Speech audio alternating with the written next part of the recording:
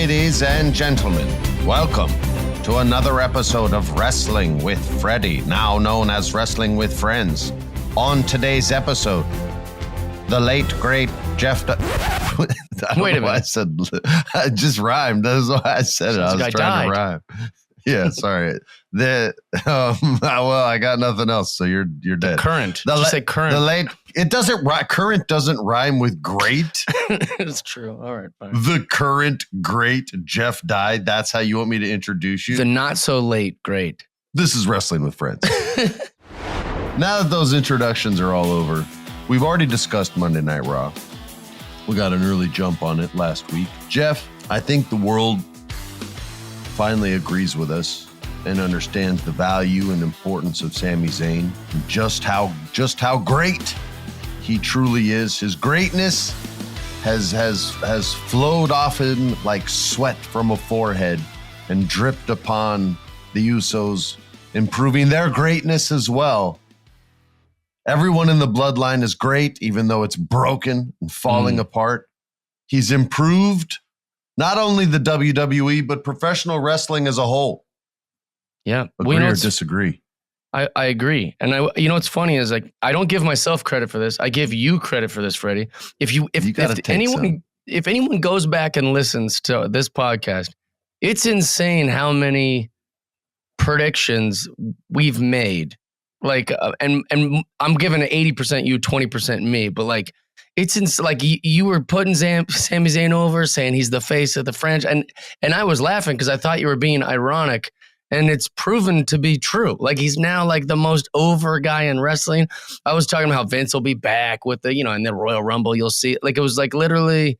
That would have been, by the way, the greatest Starks, moment ever. You're predicting all these wrestlers becoming the big stars. We've got quite a track record of making some good predictions here. Well, I've got some inside people that have been feeding me information. At WWE, his name is Mike Blankenstein.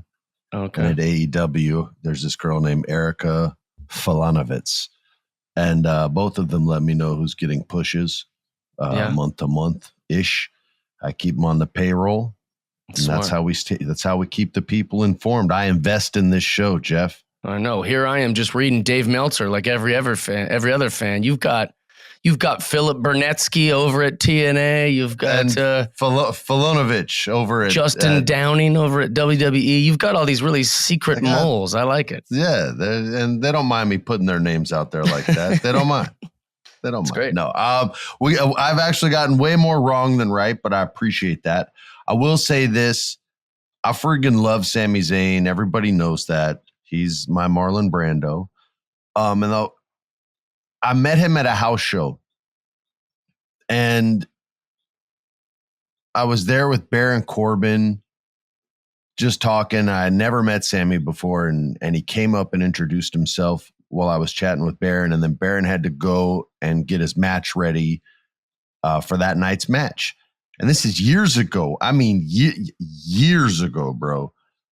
And Sammy and I just sat on like a crate full of like, gear, basically. And we talked for like, I don't know, an hour and 30 minutes. Like, I missed the whole show, basically. Didn't see Baron's match. And I saw Roman. This was before they ever had a storyline. He was like sitting by himself, watching the monitor intently. He was locked in and focused back then. He wasn't even champ yet, I don't think. Maybe he was. I can't remember.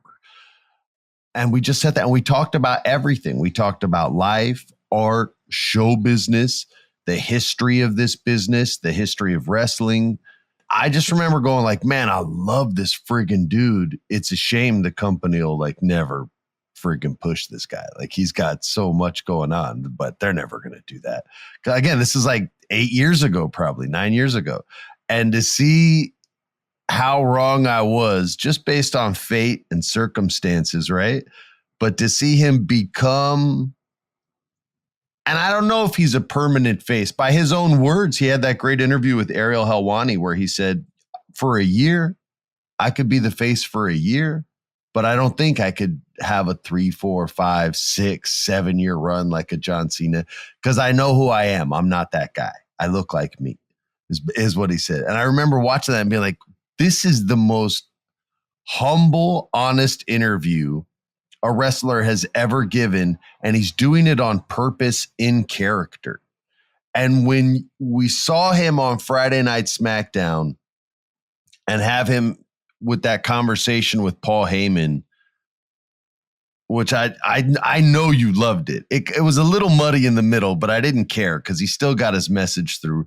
But I know we're skipping AEW. We're going to get back to that. But let's talk about that opening segment. Paul Heyman, Sami Zayn. You always remember weird crap that I don't. What did you like about this segment? I know you liked it. I'm not even going to ask if you liked it. I'm waiting for a time that I'm not going to, that I'll have some sort of criticism for Paul Heyman. The guy is incredible. He just continues to impress me. It's like with MJF in these last year or so.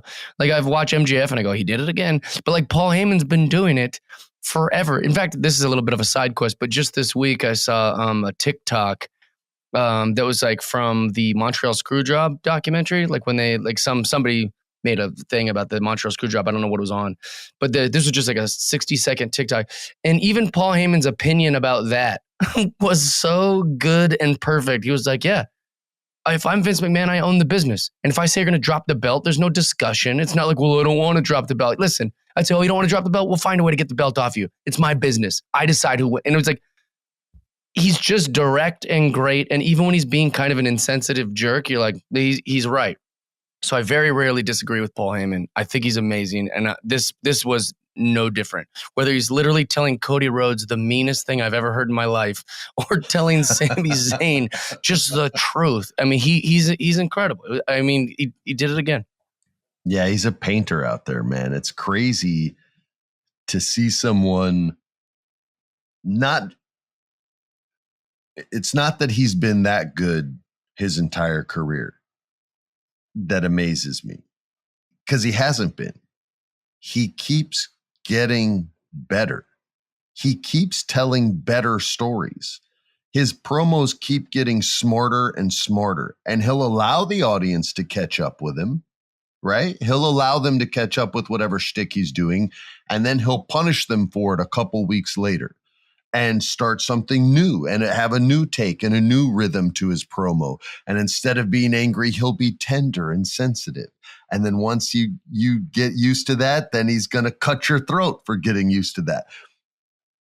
He is by far the best voice in professional wrestling. You could probably argue ever, all time, as far as his ability to communicate a message and make you want to watch a fight without even having to be in the fight himself, right? Also, no matter who he's repping, too. Like, that's the crazy part, too. It's like, even if I don't like the guy that he's repping, I like Paul Heyman. Yeah, but he couldn't get Ryback over. Tried. So he's not batting 1,000, but some missions are impossible. This is true.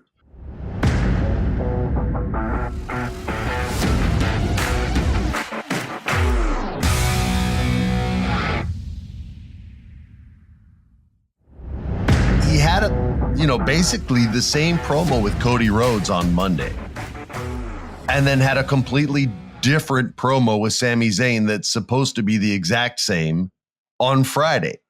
This is how you could argue he's being overused, but I just don't know how you would sell me on that argument because his promos are so different, just 4 freaking days apart. 4 days. And he's a completely different human, and credit to Sami Zayn for taking a completely different tack than Cody did.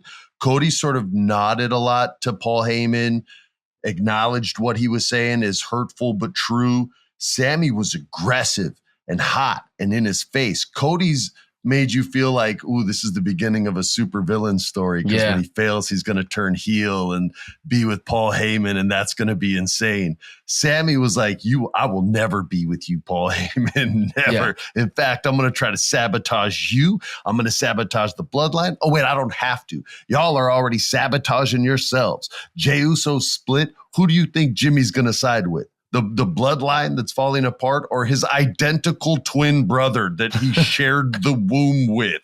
Like, he just goes in on him and wasn't having any of Paul's BS. Now, they blew this with the camera shot at the end, instead of being on Sammy's face, they went around to Paul's half face. Shocked face. You can't see it.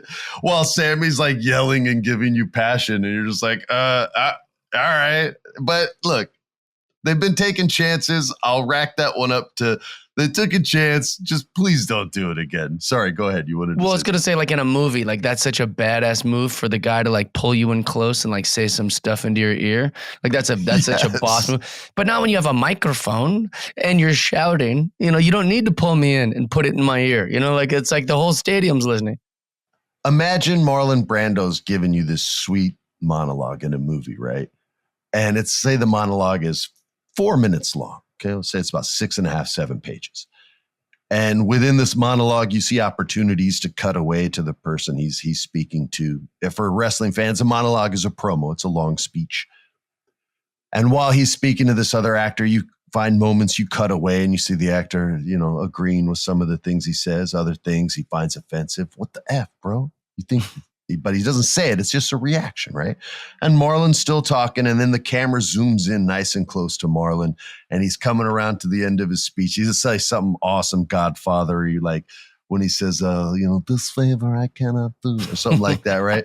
It'd be like, it's the equivalent of going, but this favor, and then cutting away to the butcher or whoever it was, and then you just hear Marlon Brando, I cannot do. You'd be like, what the hell, man? It's like, you just cut away from the Godfather. How you doing that? They cut away from the lead of their movie at the most critical line he has. It's like not seeing Arnold Schwarzenegger say, I'll be back. Right. It's just so stupid. But again, they took a shot. Respect, you took a chance, but we learn from our mistakes, our choices, and we push forward and improve upon them. So hopefully someone hears this and they don't do that again. To my guy, the glue. What makes you think that Sami Zayn, sincerely, what makes you believe that he is, or what do you think the reason is that he's so over right now? Like, why now? I think he puts across the most human professional wrestler on television today. You don't sense any air about him in any way, shape, or form. You don't sense any character from him in any way, shape, or form. I think he comes across with humility. I think he comes across very, very flawed. And I think those are personality traits that are not only easy to relate to, but easier to get behind. And it makes all of us love him, except this amazing video someone sent me of a kid who was so upset when Sami betrayed the bloodline. I saw that too. Like, wait, did I send it to you? You may have sent it to me. Yeah, the kid with Down syndrome is like, he's so invested in the story that he's pissed. Bro, he's so committed and he's just screaming, why? Why would you do it, Seb? They gave you everything. And he is genuinely broken, and his mom's like, it's okay. And she even like loses patience, but then like gets it back together because she just doesn't want him to like be wrecked over pro wrestling. The family's great. They're like, I'm not expecting you to get over it, but we're gonna get through this together. But like we they're have living to get through it. And she goes, what can I do? He goes, I want a hug from Sami Zayn. And she goes, well, that's not going to happen. But what else can we? I was like, that is such a mom moment. So that's exactly how my mom would be. So yeah, man, these characters have connected with us, and Sami especially. And through Sami, it's helped me, and I know a bunch of other people connect or reconnect with the Usos, connect to Roman and respect the position he's in more, because there's still like were a lot of anti-Roman people before this story started because he was a chosen one type personality, right? Right. So I think there's so much stacked against a Sami Zayn in the beginning of his career that no one ever thought he would be in a pay-per-view match, or they're not pay-per-views anymore, on a Peacock match for the WWE Universal Championship against a guy who's the face of the company. Can he win? Sure. Will he? I don't think so. But like he said, he could be the face of the company for a year. Hell, he damn near has been already without the belt. I'm wondering if that's why he's over, is because it's kind of like the Becky Lynch thing. Like he's just been overlooked in a way, or just kind of he's always been there, but he's never been the guy. And now everyone's going, that should be the person, because time, they've paid their dues and they've been around and nobody gave them any love. And now we're recognizing it. It's the only thing I can think. I think that's a big part of it, but I also think an equally big part of it that separates him from Becky is Becky's beautiful. It's hard to relate to her if you're the every person, right? Sure. As far as how you're perceived in society, and that's a big part of our lives. Sammy's John McClane from Die Hard. Right. He's the everyman. Yeah. How the hell can a cop from New York beat an entire highly trained terrorist force that's taking over the Nakatomi Plaza with the German assassin guy who was really a ballet dancer in real life? Shout out to that guy, the guy who played Carl. How's he going to beat that guy? You know how? Because he's got a bigger friggin' heart. He doesn't know how to fight, but he could take more than you. He doesn't have the training you have, but you have to kill him or he will not stop. Where you draw the line, he's just got started. And we like to think that way about ourselves. We like to think that if we were in that situation, here's a side quest for you. This will let everyone know exactly what a dumbass I am. All right. So Sarah and I are early in our relationship, no kids yet.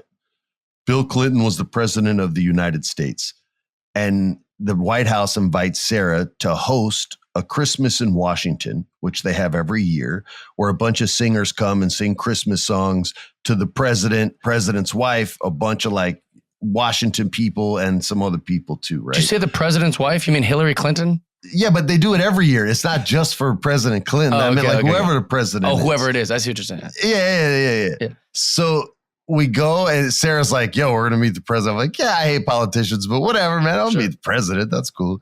So we go there. By the way, I was conceived in the White House. Did you know that? I did not know that. Yeah, my dad, yeah. Yeah, he was hosting a dinner there with, I think, Gerald Ford was that president. Explains why you're the greatest. Yeah. Your life, it couldn't be more. I mean, that's amazing. It's like some like. I don't think I've ever told that. Like my wife knows, but I don't think I've never said that. So anyway, so what the hell were we talking about? Oh, so this Christmas thing, Christmas at the White House. So side quest. All right.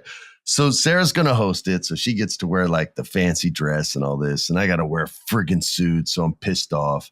So I get dressed up and we go and we do this like photo op, this obligatory photo op with the president. Hey, nice to meet you. He's like checking out the wife. Hey, nice to meet you. I'm like, come on, bro, easy. Of course. And his wife was like sort of very robotic.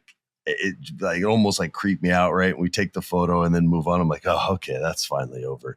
I don't have to deal with any more politicians tonight. Right. Meet Mark Anthony. He was going to sing. There's like some tiny little country kid who was popular back then. He was going to sing. And so they take me to my seat. The seat next to me isn't taken on my right and on my left isn't taken.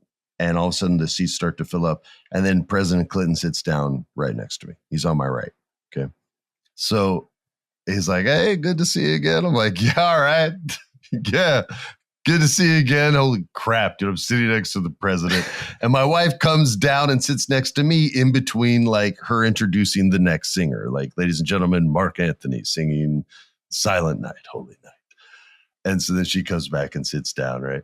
And so in the process, and I'm talking about how we all like to think highly of ourselves, right? The John McClane superhero like mentality, right? Even though we're just normal dudes. So I'm sitting there. We're in this big concert hall. And I'm like looking up in the rafters. Like, man, dude, there could be like a sniper up there right now. He could try to, there is. Yeah, you know what I mean? Like, what if somebody wanted to kill this would be the place. This would be the place to do it. And your mind starts like playing with you. And remember, y'all, I'm an actor. So if you're not with me on this whole journey, understand that, first of all. But I feel like a lot of people would be like, dude, I would totally feel the same way. So I'm sitting there and I'm like, man, if I see the sniper, I'm going to let him shoot. But I'm going to save the president. I'm going to take it in the shoulder and save the friggin' president. And people be like, holy crap, dude, Freddie just saved Bill Clinton from a friggin' sniper, dude. And I'm in my head, I'm like, my mind is like, the wheels are spinning. I have this huge smile on my face, right? Because I can't, I'm a bad poker player, by the way.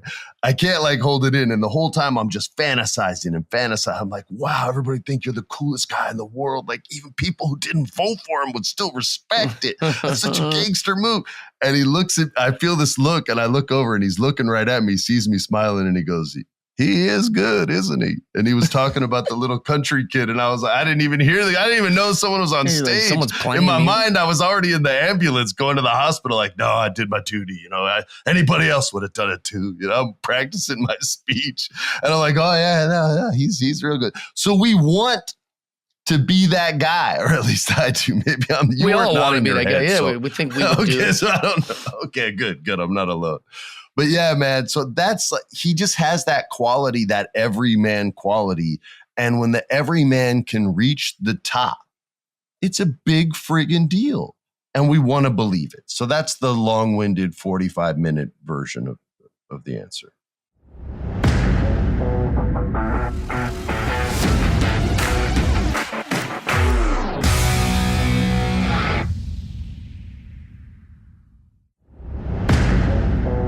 Does that make sense? I do. You agree? Because I was just looking at his clothes. I'm looking at the character. I'm looking at the hair.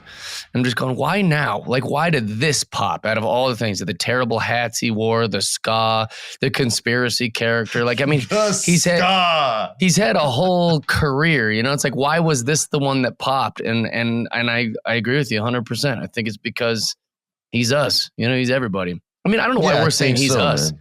You were conceived in the White House. You're a star. You're married to a star. You're not the everyday man, Freddie. You're special. Dude. But don't make it like that. Like there's still a part of me that can like connect and relate to that. You know what I mean? You don't know. Sami Zayn could have been conceived in the Montreal White House. You don't know. That'd be cool. Enough of this WWE talk, Jeff. Yeah. Let's have a smooth transition to AEW Champions Night. I don't know if that's what they called it, but I'm calling it Champions Night. First of all, I love when wrestling promotions do this, all right? WWE does it very rarely, where they'll have like a Monday Night Raw and it'll be a big deal, and 2 titles will be defended. And the crowd, we get 2 titles defended, it's not even a pay-per-view. And they go crazy and they like it, right? They should do it more often. They should. It's a special thing. It's not like, listen, everybody knows the belts are real. They're physical real, but there's not an actual contest that they're battled for.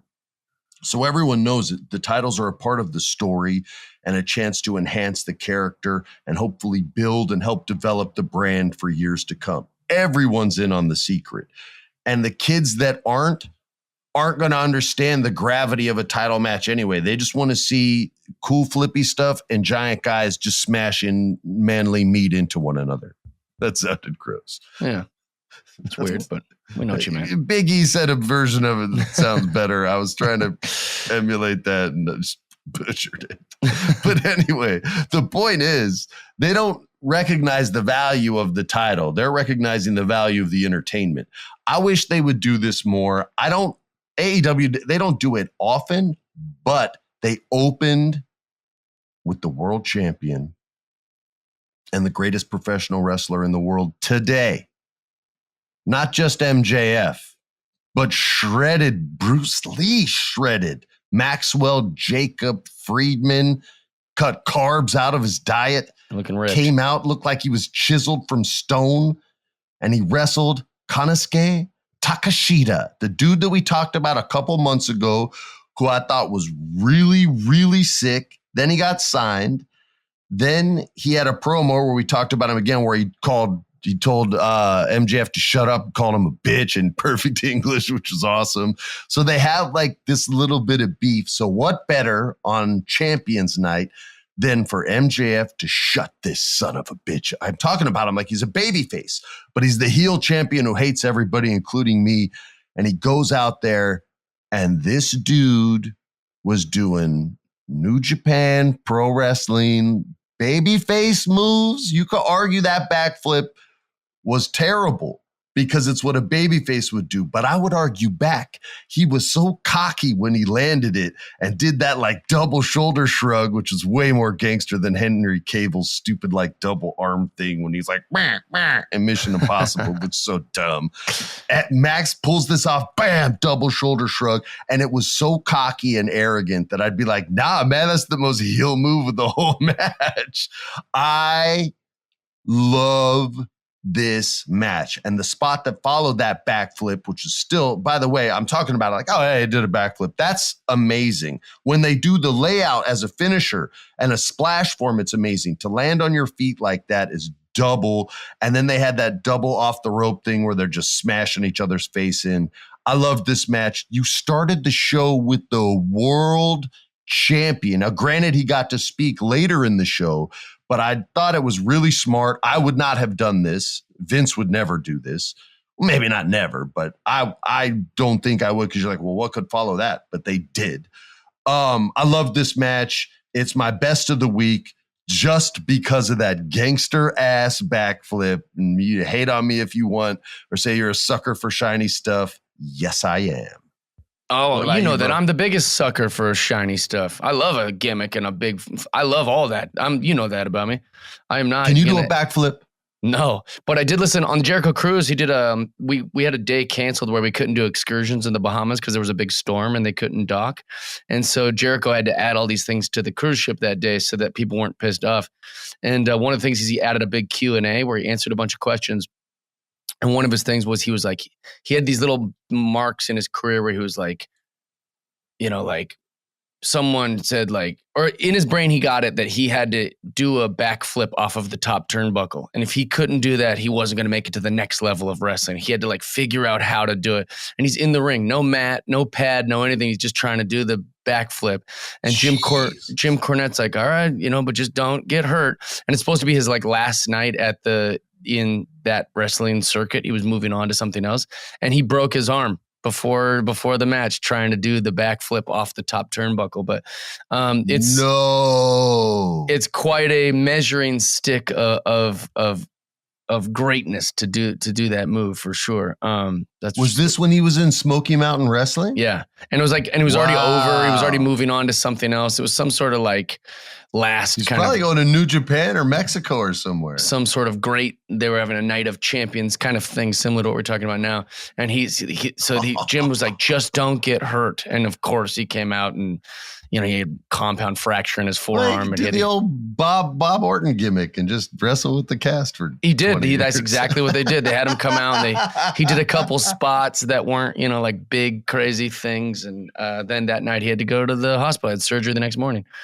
All right, I side quested you. That's my fault. I take full responsibility. No, I love that. Tell me you dug this match, my brother. Tell me. I did dig it. I wish that Takashita was a little bit better on the mic. I'm wondering why, if maybe that's why MJF is paired with him. I mean, I feel like this is a thing they're trying to grow, not paired with him, but like feuding with him. I think your instincts are right. Even when we were at AEW together, me and you watching it, like they had him come out and cut a promo on Takashita. And it was like, he was like, you know, saying all this shit, talking trash, and called him Take a Shita. Remember that? And then by the way, very mean, very disrespectful. Yeah, very insensitive, you know, kind of racial. Came off a little racial, you know? All right, dude. So we love the match. This was almost my best of the week for weird reasons. Not weird reasons, just different reasons. Jamie Hayter, the women's world champion, who doesn't really have a reason to fight storyline-wise. They haven't given her a lot. She's had some promos, and I think she's growing very quickly, and I happen to think she's good on the mic. She was going against the Bunny, who has a great look. I don't know how she is on the mic, and I don't know too much about her. I will say this, she sold great. I love Jamie Hayter. I think this girl, if pushed the right way, could be a role model for young women. She's not some skinny Victoria's Secret model. You have to be this to be beautiful kind of girl. So for any mothers out there listening, she is tough as nails, British as nails, and talks her trash and backs it up and looks strong. She's not, like I said, she's not skinny. She's not fat at all. She's just in great shape. She's a bigger girl. She's beautiful. I just love her. And the reason I say this, my daughter was watching the match with me, my son too. And my daughter goes, is that Jamie Hayter? I said, yeah. She goes, have I seen her with her hair that color? I go, no. She goes, that looks cool. I said, it does. I go, does it remind you of anything? She goes, kind of like Cruella de Vil, but it looks better on her than it did on the girl in the Cruella movie. I go, wow, okay. And so we're sitting there watching, and that's normally what my daughter would say, right? She would comment on the way they look. And then about like 3 or 4 minutes into the match, she goes, Dad, she's really good. I go, yeah, she is pretty good. She goes, I don't know if she's as good as Charlotte Flair, but she's really good. I said, well, probably not as good as Charlotte Flair. Charlotte's like one of the best wrestlers in the world. But yeah, man, I think Jamie Hayter's the truth. She goes, yeah. She goes, the truth means they're really good. I go, yeah, the truth means they're really good. She goes, okay, then she's the truth. And so when you can get my 13-year-old daughter, who's not a big wrestling fan at all, like she's hip to it, she'll watch if someone compels her to watch, meaning if you command her attention, if you're a star, she will watch. If you're just a guy or just a girl, which is still just as necessary, my daughter ain't having it. She's a casual fan. She was locked on to Jamie Hayter. Jamie Hayter has something about her, and I don't know if she knows it yet, and I don't know if she can execute it on command yet, but if pushed correctly, I really believe in her. I think she could be big time. Let's end with Bryan Danielson versus Roosh. Okay, you have to help me out here. I like this match, but I didn't. It was very hard to watch from the blood and it's just a very violent, like almost like not a shoot, but they were being stiff with one another. But it looked like nothing Bryan was doing was hurting him that bad. Like the second Bryan would hit him with something big, every time he would just like, and like power up and then be like, come on. And it happened so many times that when the finish happened, it didn't seem any like harder than any of the other stuff that hit him. And then he just like dropped and it was 1, 2, 3. And I felt very discombobulated because like the blood on Danielson's face didn't match what I thought I just saw. I thought the blood was a strange choice also. And also, what the hell was MJF wearing when he came down? MJF always looks cool. He came down in some purple Ninja Turtle onesie or some shit. I don't know what the hell it was, but Shut up. Don't disrespect the wardrobe, man. Hey, he disrespected you, and now I'm on a vendetta. All right, my bad. But Roosh, I don't even know anything about this guy. It was very confusing. If it's in his gimmick, then maybe it wouldn't have taken me out so much. But it was just like, dang, bro, like Bryan's selling so hard on every shot, and this guy was just like, every time he got hit, like, what? And I was like, dang, man, like, I don't think that's cool, but I don't know. So I'm not, like I said, I'm not hip to the guy. I don't know what his thing is. Jeff, tell the people where you're going to be this weekend. I will be in Chicago, Illinois at Zany's Comedy Club doing Old Town and Rosemont. Come find at jeffdye.com. You can find tickets for all that. Chicago, where Richard Pryor discovered my dad at Mr. Chow's Comedy Club and told my uncle, Ron de Blasio, who's Fluffy's dad. Wrestling fans know Fluffy. You know Fluffy. Love Fluff. Went and saw him, signed him. Then Pam Grier fell in love with my dad, and Richard got pissed. And my dad and Richard weren't friends. And Richard told my uncle, you have to pick, motherfucker, pick. And my uncle picked my dad. And then my dad, unfortunately, died. So my uncle chose poorly on that one. Yeah, that's tricky. But it was the right choice because he took great care of me and was one of like the men who helped raise me and raise me right and make sure that I didn't go down any of those crazy paths. So Chicago is a great city for comedy. Historically amazing, some really funny people that have come out of there and some amazing comedy albums that have been recorded there. My father's one and only album was recorded there. Nice. So have a great time in Chicago. Y'all make sure you go out and show out for my boy Jeff Dye. He'll make you laugh. Thank you for listening, everybody. We'll see you same time next week or whenever you listen to us. This was Wrestling with Freddie, Wrestling with Friends. Follow us on Instagram, Wrestling with Freddie. Twitter is WWFreddie Pod. Follow us on all the socials so you can submit your questions for the Frederation. This has been a production of iHeart's My Cultura Podcast Network. For more podcasts from iHeartRadio, visit the iHeartRadio app, Apple Podcasts, or wherever you listen to your favorite shows.